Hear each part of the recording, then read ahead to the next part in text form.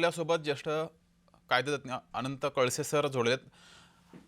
Kalse sir, एक महत्त्वाचा मुद्दा आता कोर्टाने इथे नमूद केलेला आहे की आमदारांची अपात्रता आम्हाला ठरवायची आहे. मग जे ठाकरे गटांचे असो किंवा शिंदे गटाचे असो, कुठल्याही पक्षाचे जर आमदार अपात्र ठरवले गेले तर याचा निकालावर मोठा परिणाम होणार आहे. हो, निश्चितच निकालावर परिणाम होणार आहे. कारण याच्यामध्ये मुख्य प्रश्न असा आहे की मूळ पक्ष आणि राजकीय पक्ष असे दोन त्याच्यामध्ये हा पक्षाचा संबंध येतोय. हम्म. आणि राजकीय पक्ष जो आहे हा मूळ पक्षामधूनच उगम पावतो.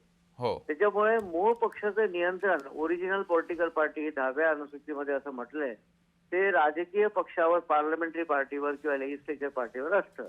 हा एक महत्वाचा मुद्दा आहे आणि हा कोर्टाला स्पष्ट करायला हवा. हम्म. आणि त्यातूनच पुढे हे अँटी डिफेक्शन लॉचं जे इंटरप्रिटेशन वगैरे आहे ते होऊ शकेल. कारण मूळ राजकीय पक्षावर एखादा कुठून निघालेला गट म्हणा तो कसं काय नियंत्रण सांगू शकतो हा एक प्रश्न सुद्धा कोर्टापुढे आहे. कारण या प्रकरणामध्ये शिंदे साहेबांनी सांगितले की आम्ही पक्ष सोडलेलाच नाही, आम्ही मूळ राजकीय पक्ष आम्हीच आहोत. पण एकंदरीत असं दिसतंय कपिल सिब्बल साहेबांचा आर्ग्युमेंट की बाबा मूळ राजकीय पक्षाचे जे नेते होते त्यावेळेचे उद्धव ठाकरे यांनी हा पार्लमेंटरी पक्षाच्या नेत्याला निवडलाय. त्यामुळे हा सुद्धा एक प्रश्न आहे की पार्लमेंटरी पक्षामध्ये किंवा राजकीय पक्षामध्ये बहुमत जर असलं एखाद्याचं तर त्याचं कंट्रोल हा मूळ राजकीय पक्षावर होऊ शकतो का, ऑटोमॅटिकली होऊ शकतो का? मूळ राजकीय पक्षात त्यांची संघटनात्मक बांधणी प्रत्येक taluka level, district level, state level यांच्यावरचं सगळं त्यांची संघटना, त्यांचे संघटनेचे मेंबर, पदाधिकारी या सगळ्यांचा समावेश असतो. हा सगळा इग्नोर करून फक्त विधिमंडळ पक्षामध्ये बहुमत आहे याचा आधार घेऊन ते मूळ राजकीय पक्षावर दावा सांगू शकतात का? हा सुद्धा एक मोठा कळीचा मुद्दा आहे. आणि याचाच आधार घेऊन ही फूट पडलेली आहे. तर त्यावेळेस सर्वोच्च न्यायालयाला या प्रकरणामध्ये त्यांनी तसं इंडिकेशन दिलेलं आहे की यावर अपात्रतेचा निर्णय आम्ही घेऊ. तो सुद्धा प्रश्न आमच्या पुढ्यात आहे. पण या 10व्या अनुसूचीचं इंटरप्रिटेशन जे आहे ते निश्चितच या प्रकरणात होईल असं एक प्रायमाफसी आज तरी असं दिसतंय. आणि या आर्ग्युमेंट मधून आणि अपात्रतेचा निर्णय जर सर्वोच्च न्यायालयाने घेतला तर मग मूळ राजकीय पक्षाला एक महत्व दिल्यासारखं होईल आणि त्याचं नियंत्रण हे राजकीय पक्षावर, पार्लमेंटरी पार्टीवर असेल असं एक मला वाटतंय या प्रकरणामध्ये असं दिसतंय. जे मात्र कळसेजी, आम्ही निर्णय देऊ तो भविष्यासाठी लागू असेल असं सुद्धा सुप्रीम कोर्टाने म्हटलंय. त्यामुळे निर्णय हा अतिशय महत्त्वाचा असणार आहे. निश्चितच. कारण सुप्रीम कोर्टाने एखादा निर्णय दिल्यानंतर आर्टिकल 141 कॉन्स्टिट्यूशनचा आहे त्यामध्ये it's a law of land हा देशाचा कायदाच असतो. सर्वोच्च न्यायालयाचा निर्णय आणि तो बाइंडिंग असतो.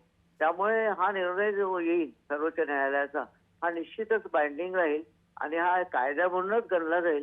त्यामुळे हा अत्यंत महत्वाचा निर्णय सर्वोच्च न्यायालयाने, माननीय सर्वोच्च न्यायालयाने देणे अपेक्षित आहे. जी. मात्र कळसे सर, अपात्रता ठरवताना तर नेमके कोणते निकष न्यायालय समोर ठेवू शकतो? कोणत्या आधारावरती अपात्रता होऊ शकते? तुम्हाला काय वाटतंय? न्यायालय अपात्रतेचा निर्णय मूळ राजकीय पक्षाला महत्व देऊनच होऊ शकतं ते. जी. कारण ओरिजिनल पॉलिटिकल पार्टी याचं नियंत्रण हे विधिमंडळ पक्षावर आहे आणि ओरिजिनल पॉलिटिकल पार्टीचे जे नेते आहेत त्यांनी काही निर्णय घेतलाय आणि यांना काढून टाकलेला आहे किंवा त्यांचं सदस्यत्व निष्कासित केलेलं आहे. याच आधारावर ते अपात्रतेचा निर्णय घेऊ शकतील. या दुसरा कुठलाही मुद्दा अपात्रतेच्या बाबत नाही आहे. कारण voluntarily given membership of the party, para 2 मध्ये असं म्हटलंय की voluntarily given up membership of that party 10व्या अनुसूचीचा असं झालं तर हे डिसाईड असं होईल की ते त्या सदस्यांनी voluntarily given up membership of the party para 2 प्रमाणे आणि याचा आधार घेऊन सर्वोच्च न्यायालय त्यांचं अपात्रता त्यांना ठरवू शकेल असं दिसतंय. कळसे सर, त्या पक्षाची, शिवसेना पक्षाची घटना किंवा त्यावेळेस ठाकरेंनी काढलेले व्हीप याचा काही परिणाम होऊ शकतो? या आधारे काही निर्णय होऊ शकतात? हो हो, त्यांना ते सपोर्टिव्ह आहे ना. ठाकरेंनी काढलेले व्हीप किंवा त्यांचा जो प्रतोद होते त्यावेळेचे त्यांनी काढलेले व्हीप वगैरे याचा निश्चितच सर्वोच्च न्यायालय हा अपात्रतेचा निर्णय घेताना निश्चित आधार घेईल असं हे तर स्पष्टच आहे आणि कायद्याप्रमाणेच आहे ते. जी. कळसे सर, निवडणूक आयोगानं जो निर्णय दिला होता 2022 मध्ये, त्यावर सुद्धा कपिल सिब्बल यांनी आक्षेप घेतलेला आहे. या संदर्भात काही बदल होऊ शकतो? निवडणूक आयोगाचा निर्णय सुद्धा तो अपेलेट म्हणजे अपीलमध्येच आहे, अंडर डिस्प्यूट आहे हो. तो. त्यामुळे त्याच्यावरही निर्णय होऊ शकतो की हा निर्णय कितपत बरोबर आहे. कारण निवडणूक आयोगाने हा निर्णय घेताना विधिमंडळ पक्षाचं बहुमत त्यांनी विचारात घेतलं होतं हं. आणि मूळ राजकीय पक्षाला फारसं महत्व दिलेलं हो. नव्हतं. यावर सुद्धा आता निर्णय येणे अपेक्षित आहे. जी. कळसे सर, शेवटचा प्रश्न. विधानसभा अध्यक्षांनी जो निर्णय घेतला होता, अगोदर निवडणूक आयोग, नंतर विधानसभा अध्यक्षांचा निर्णय सुद्धा समोर आला होता. या सर्वांचा सुद्धा विचार होऊ शकतो?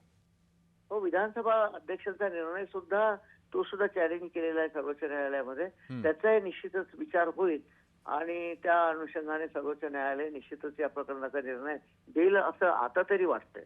जी. कळसे सर, धन्यवाद दिलेल्या या प्रतिक्रियेबद्दल.